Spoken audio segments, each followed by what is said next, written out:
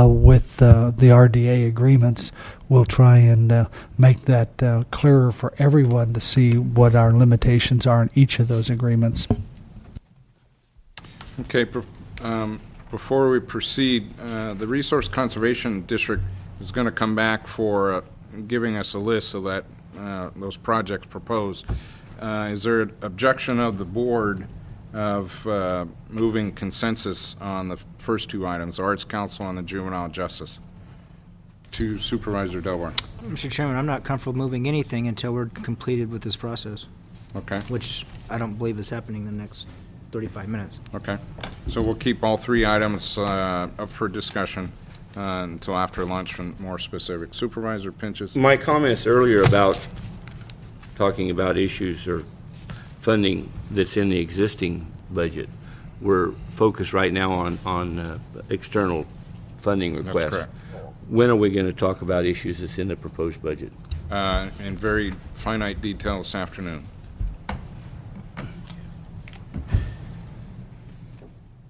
Okay.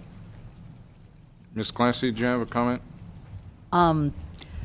Just whatever preparation you want us to make for this afternoon, feel free to bring that up, because then we can better prepare for that discussion this afternoon. If we are already aware of the issues, then yes, we'll be prepared to speak to them already. So if there are any new ones, yeah.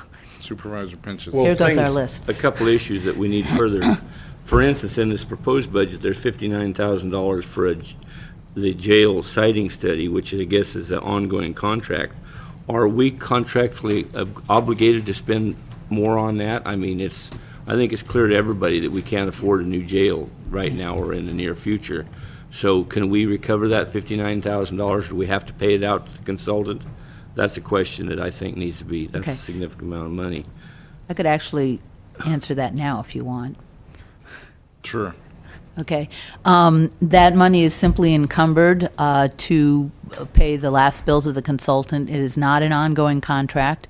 It has an end, and the end is going to be in the next couple of months. There will be a final report out to the board, and so those aren't funds that can be recovered, because we've basically, in completing the study, those funds have been spent.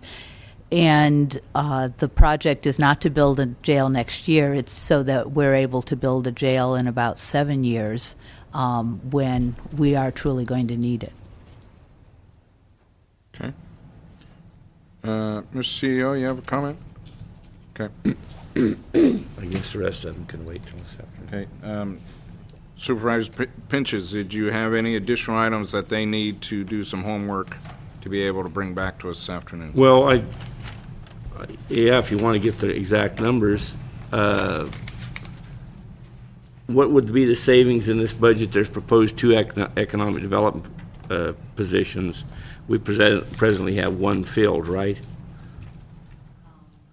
So if we never fill that second position, what would be the savings there? Because it's projected in your budget to have two economic development positions. Basically, On we're page 849, account number 1011, yeah. we're on par for filling all positions in the executive office. You're what? We're on track for filling all the positions I in know, the but executive presently office. you have one economic development position vacant, right? No. We have two economic development positions. No. We have positions filled, and the positions are for the executive office. Well, I'm talking about in economic development. And in this proposed budget, it says that they're going to have two economic development positions. I was under the impression that we had one person working in economic development in the CEO's office. We have one person working specifically on economic development. We have support coming from a number of other positions, and we have the second position also filled. So when you talk about the clerical support, when you talk about the fiscal support, when you talk about all those, there is additional support going that's probably close to a full-time equivalent. But there is not a second position specifically assigned just to economic development. Mr. CEO?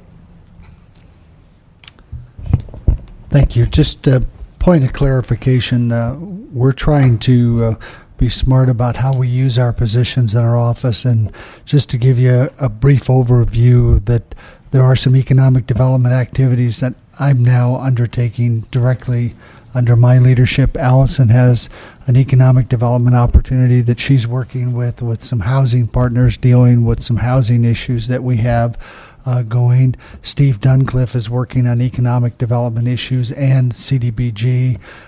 Paul Kaler is doing some work for us, assisting us with getting some projects done.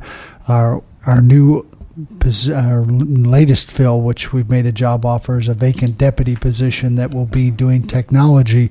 Part of that person's task will be to do rural broadband and to look for grant opportunities and do economic development in the area of rural broadband development and increasing our infrastructure. So a long answer to a short question, we've spread our resources around, and at this point we do not have one individual working on economic development. We have about 6 or 7 people that are carrying various tasks within the office. Well, I guess to make this question simple is in Budget 1810, promotion and economic development, this budget doesn't provide, in other words, it's just funding the positions you have in the CEO's office, right? It's not for another line